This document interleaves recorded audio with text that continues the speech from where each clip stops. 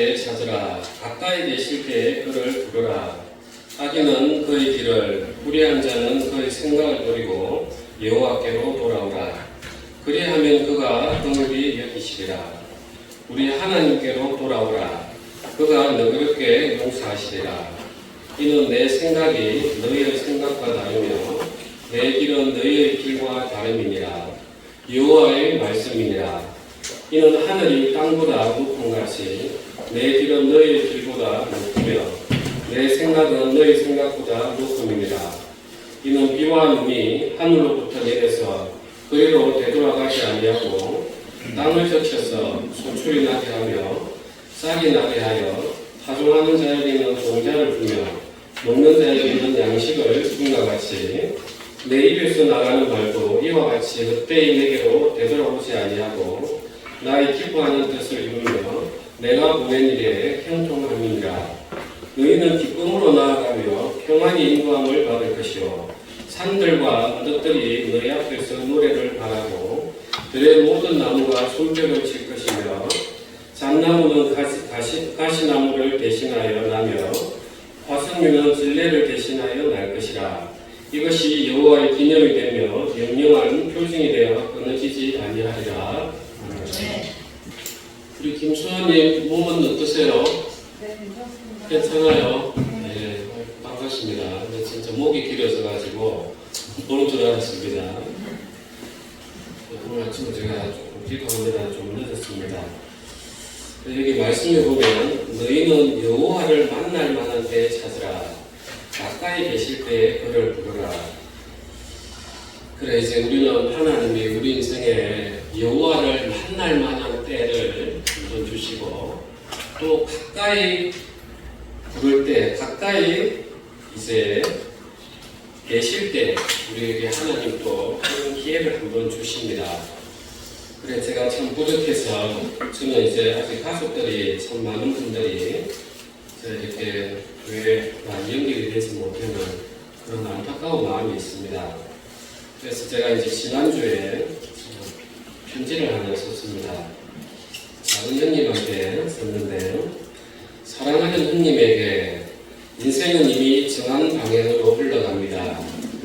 나에게는 영원할 듯한 인생이지만 돌았으면 늘어나는 것이 인물이요 주름이요 한숨인 것이 우리 인생입니다. 빠른 세월 속에 몸은 노쇠하여지고 병들어가고 그러다 병원이나 요양원에서 쓸쓸히 혼자서 죽음을 맞이해야 하는 것이 우리의 육체의 한계입니다. 진정 다음의 세상이었다면 오늘 먹고 오늘 마시고 오늘 즐기자 하겠습니다. 우리가 있다는 것은 창조주가 있다는 것입니다. 식물도 씨앗을 뿌려야 자라고 열매를 맺듯이 우리를 만든 분이 계십니다. 그리고 그분은 지금도 이런 우리를 향하여 부르고 계십니다. 동생이 부족하여 복음이 제대로 전하여지지 못하는 것에 부끄러운 마음 감출 게 없습니다. 우리 하나님을 찾으시기 바랍니다. 간절히 찾는 마음에 하나님은 믿음을 허락하십니다. 그리고 믿음으로 하나님과 하나가 되어서 영원한 생명을 누립니다. 편지를 보냈어요. 그래, 저는 이제 참 현대인들이 왜 하나님을 찾지 않을까? 분명히 하나님께서는 여호와를 만날 만한 때 찾으라. 가까이 계실 때 그를 부르라. 오늘날 여호와는 너무나 가까이 있습니다. 성경이 넘쳐나고 말씀이 넘쳐나고 분명히 가까이 있는데 왜 사람들이 만나지 아니할까? 일단은 우리가 너무 편한 세상 속에 있지 않는가 그런 생각이 참 많이 듭니다. 모든 것들이 돈으로 해결이 되는 그런 세상, 죽음조차도 돈으로 편안히 갈 수 있는 그런 세상. 그러니까 이제 사람들이 돈이 하나님이 되어버리는 거죠. 돈이. 그 다음에 또 잘 사는 사람은 잘 사는 사람대로 하나님을 찾을 일이 없는 거예요. 그리고 정말 힘든 사람들은 하나님을 찾을 여유가 없어서 또 찾지 못하는 그런 시대가 오늘입니다. 그래서 또 중간에 있는 우리들은 하나님을 찾았다가 또 세상을 찾았다가 우리는 늘 그 가운데서 왔다 갔다 하지 않는가 그런 생각들이 드는 것입니다. 그러면 오늘날 믿는 우리는 과연 어떠한가 한번 돌아봐야 되지 않는가 하는 시간이 필요한 것 같습니다. 우리가 지난주 수요일날, 목요일날 제가 이제 기도에 인도하면서 산돌에 대해서 잠시 언급한 게 있습니다. 구약에서 동물 제사를 지내는 그 번제단, 제단을 만들 때 하나님께서는 그 돌을 정으로 쪼지 말라, 다듬지 말라 그렇게 이제 이야기를 하셨어요. 그것만 보면 참 이해가 잘 안 돼요. 왜 하나님께서 그 정을 쪼지 말라, 돌을 예쁘게 하면 할수록 좋은데, 그런데 이제 사도 베드로께서 베드로 전서에 그리스도는 산돌이시니 하는 부분에 대해서 우리가 그 답을 얻을 수 있는 거라고 이야기를 드렸습니다. 예수님은 산돌이시기 때문에 살아있는 거예요. 그래서 우리의 높아진 마음을 깨뜨리고 우리의 애통하고 낮아진 마음을 메워주고, 그래서 각자의 마음속에 들어가셔서 하나의 반석이 되어주길 원하는 거예요. 그래서 오직 예수 그리스도만 바라보라. 그런데 오늘날 우리는 그 돌을 다 쪼아버리는 거예요. 내가 원하는 세상, 내가 세상을 향한 그 욕망들을 일구어주는 그 돌로 다 쪼아버리는 거예요. 그러니까 오늘날 우리가 얼마나 많은 교회들이 있고 얼마나 많은 말씀들이 있지만 정말 우리가 예수님을 있는 그대로의 예수, 정말 당신을 희생하면서까지 십자가에서 못 박히시면서까지 그 피 흘리시는 그 예수님을 우리가 제대로 보고 있는가? 우리가 참 부끄러운 거예요. 저도 신학을 하면서 제가 한국에는 다니고 싶지 않았던 게, 흔히 제가 한국교회 뉴스들을 보면서 이게 뭔 교회인가? 이게 도대체 뭔 교회인가? 물론 이제 그 중에서는 보이지 않는 곳에서 예수님 사랑을 묵묵히 전하시는 분들이 정말 많이 있습니다. 그런데 이제 우리가 언론에 보여지고 대형교회 설교를 듣다 보면, 제가 어제 아침에도 어느 대형교회 그 목사님 그게 유튜브에 떴길래 듣다가 제가 참 비통하더라고요. 그 교회인데 왜 예수님 이야기는 없고 이승만 이야기만 그렇게 있는지, 왜 역사의 주관자이신 하나님을 빠뜨리는 건지, 그리고 저는 거기에 앉아있는 성도들도 이해가 안 됐어요. 정말 교회가 지옥 가는 열차가 되는 게 아닌가. 정말 개구리가 계속해서 따뜻한 물 밑에서 불을 피우면 자기가 삼키는 것도 모르고 그 속에 있는 것처럼 오늘날 그런 게 아닌가. 그래서 저도 혹시나 그런 위치에 있지 않는가 이제 돌아보게 됐습니다. 만약에 제가 설교하는 것들이 그런 위치에 있다면 교회가 문을 닫는 게 맞아요.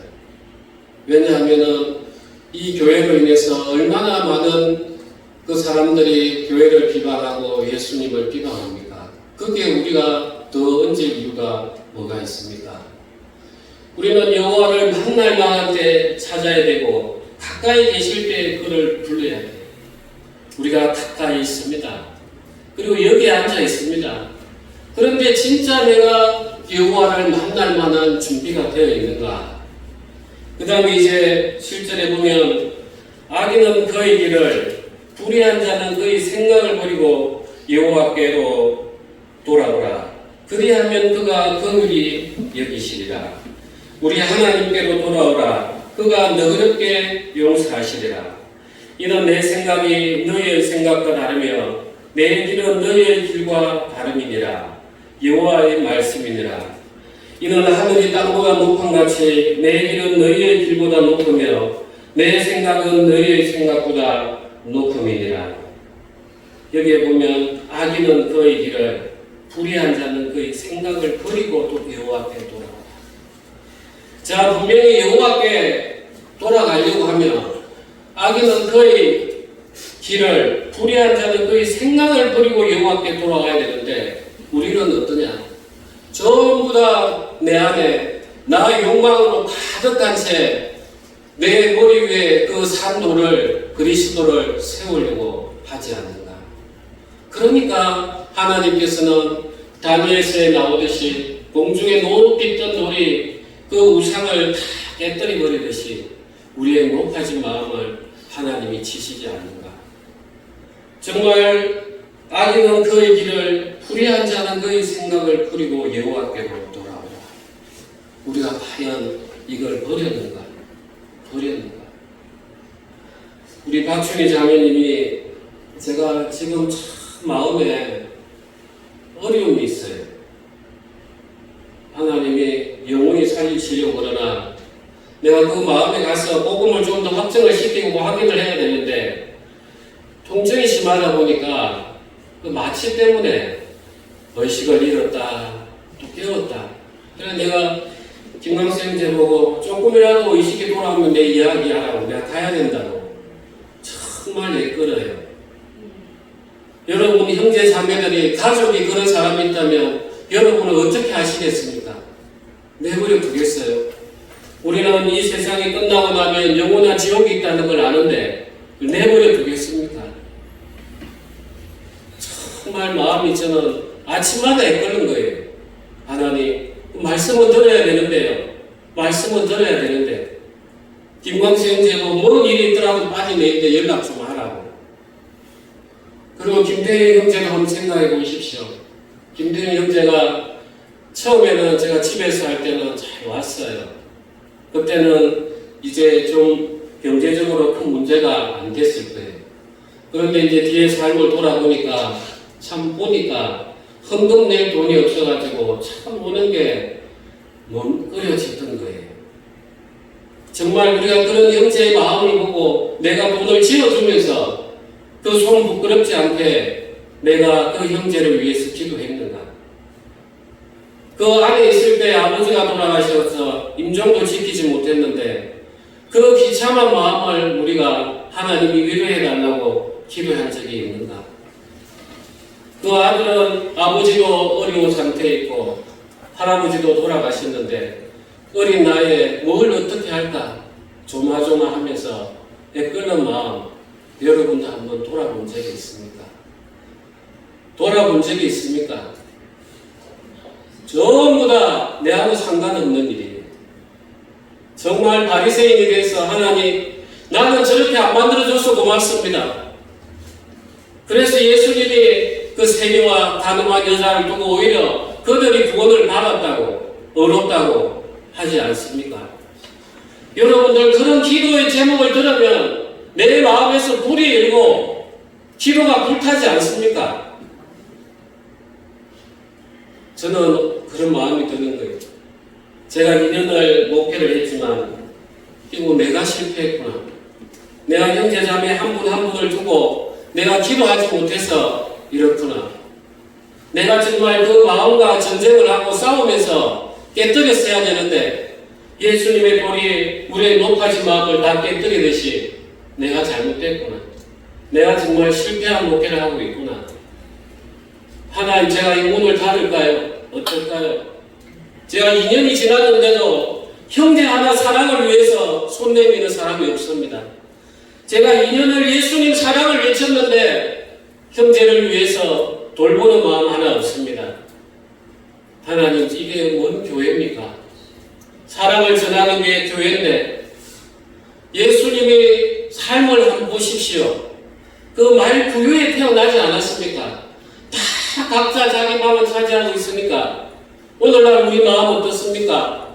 각자 이 방에 재물과 욕망들이 가득 차 있으니까 예수님이 들어갈 틈이 어디 있습니까? 그 말 구유보다 더 더러운 우리 마음속에 예수님이 임하시겠다는데 예수님이 왜 몫으로 인생을 젊은 시절을 보냈을까 한번 생각해 봤습니다. 우리 마음에 그 말구유처럼 당신이 거하실 장소를 만드시려고 몫수가 되지 않았나. 예수님이 이제 사역을 하십니다. 사역을 하시면서 세례 요한에게 요단강에서 세례를 받습니다. 그 세례라는 것은 우리의 모든 죄를 담당하는 그 안수와 같은 세례입니다. 왜 하나님 당신께서 하나님 당신을 대신한 이 인간을 위해서 그 죄를 둘러써야 되는가? 그리고 그 바리새인들이 자기들을 하나님 믿노라 하면서 그 메시아라는 예수를 얼마나 비방하고 조롱하고 죽이려고 했습니까? 그리고 예수님이 십자가에 못 박힐 때 한번 생각해 보십시오. 이제 십자가에 매달려 있습니다. 밑에서는 그 옷을 벗겼습니다. 하나로 짜여져 있기 때문에 전부가 다 벗겨지는 것입니다.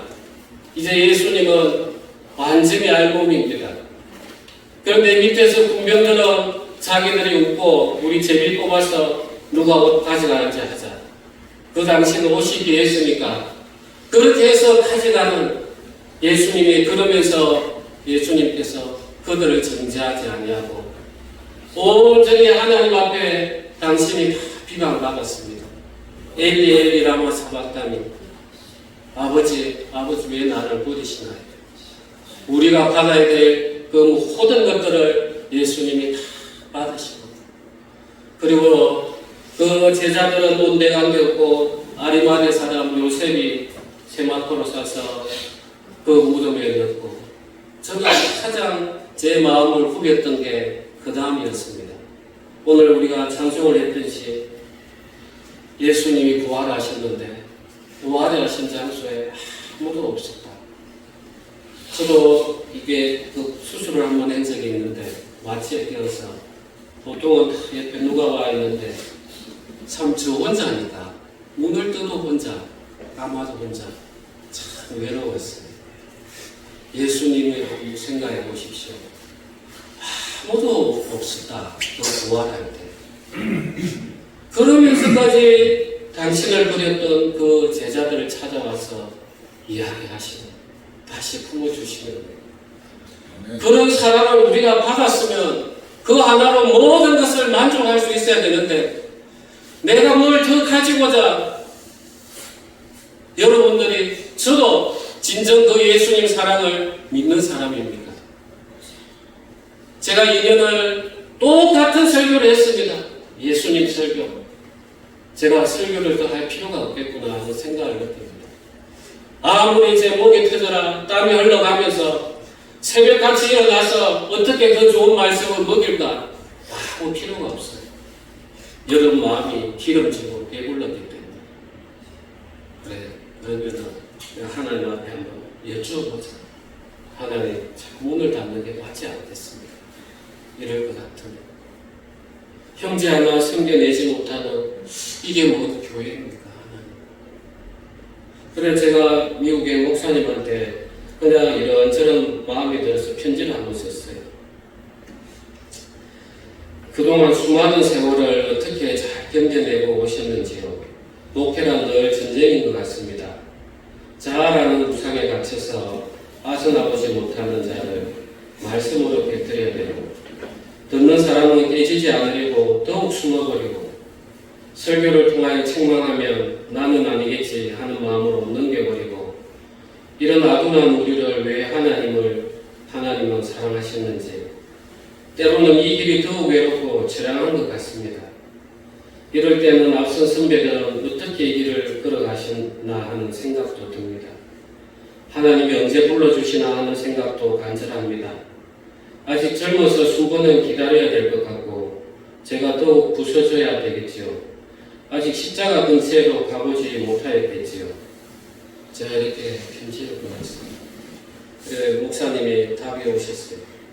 목회자는 그 고목나무, 텅 비어있는 고목나무 같다. 저는 참 너무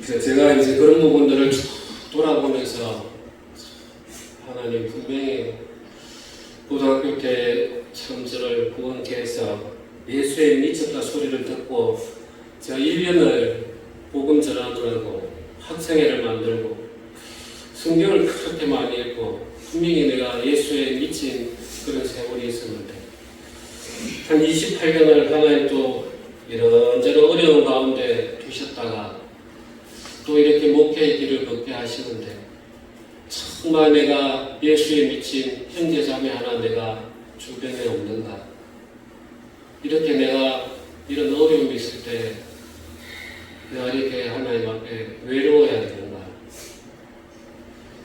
그런 생각들이 참 많이 들었습니다.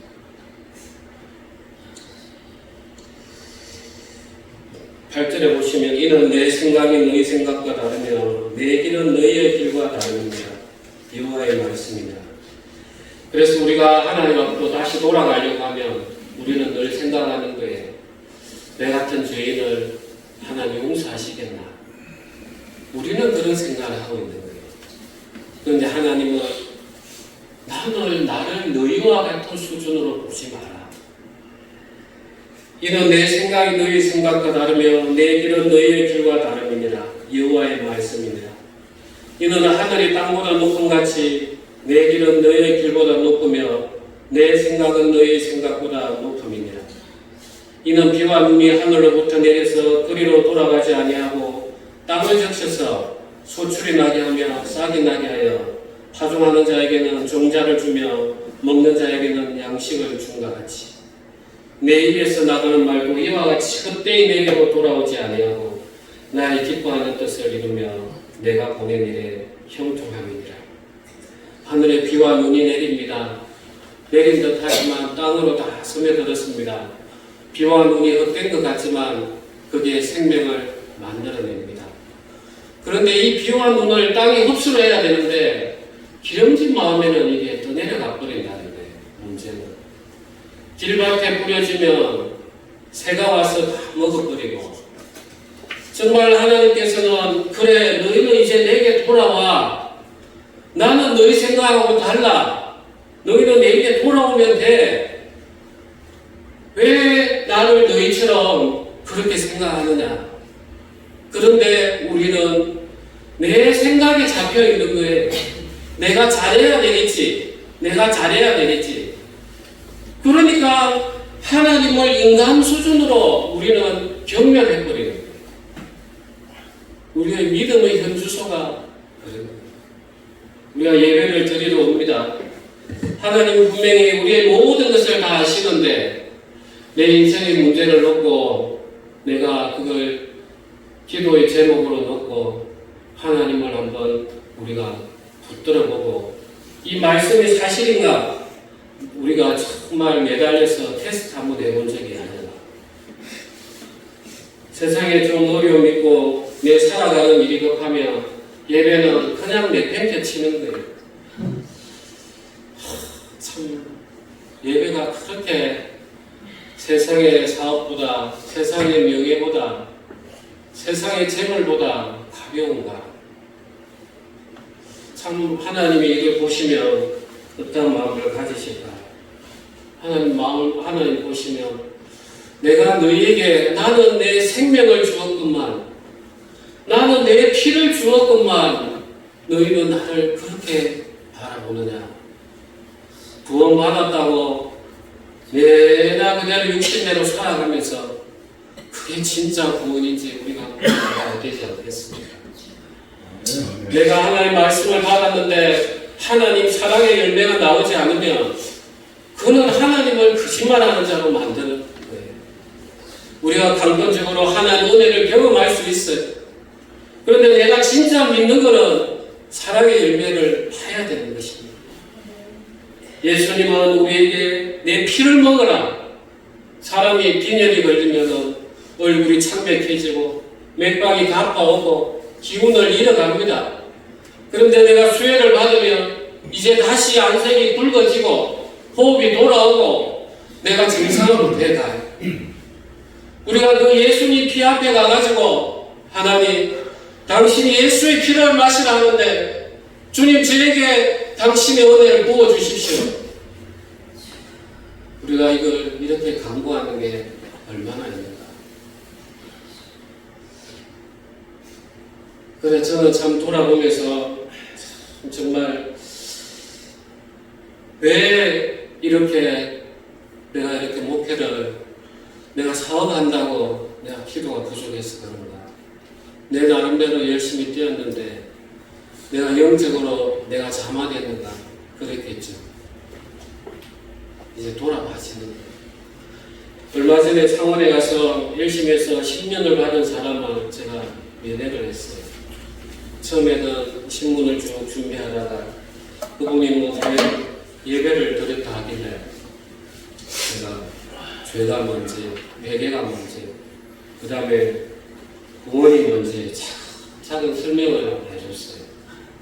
그러니까 이분이 10년 받은 거는 이제 먹어버리고 얼굴에 화색이 보는 거예요. 여러분, 우리가 그 복음 전할 때 그 기쁨, 내 잘난 간증하는 게 아니라 예수님 피를 전할 때 여러분 그 기쁨을 아십니까? 하나님 천지를 창조하셨을 때 다 보기에 좋았더라. 이제 하나님은 우리에게 새로운 창조를 하고 계시는 거예요. 그 사람이 말씀을 받아서 구원을 받으면 하늘에는 잔치가 일어나는 거예요. 그 대열에 왜 동참하지 못하는 거예요? 전부 다 내 삶을 위해서 살아가고 이게 뭐 교회라는 거예요. 그래서 저는 오늘 부끄럽지만 제가 오늘 이야기를 드리고자 합니다. 말라기 우리가 한번 보시겠습니다. 말라기 1장입니다. 제가 가진 성경은 구약 1328페이지입니다. 1장 10절 만군의 여호와가 이르노라 너희가 내 제단위에 헛되이 불사르지 못하게 하기 위하여 너희 중에 성전문을 닫을 자가 있었으면 좋겠도다. 내가 너희를 기뻐하지 아니하면 너희가 손으로 드리는 것을 받지도 아니하리라. 제가 오늘 이걸 두고 기도하고 왔습니다. 하나님, 형제 자매들이 그래도 저를 믿고 일요일마다 시간을 내서 이렇게 왔는데 제가 교회를 어떻게 해야 되겠습니까? 어려운 형제 자매 하나 돌보지 못하는 이 교회, 하나님 말씀대로라면 문을 닫는 게 맞지 않습니까? 하나님, 저는 어떻게 하면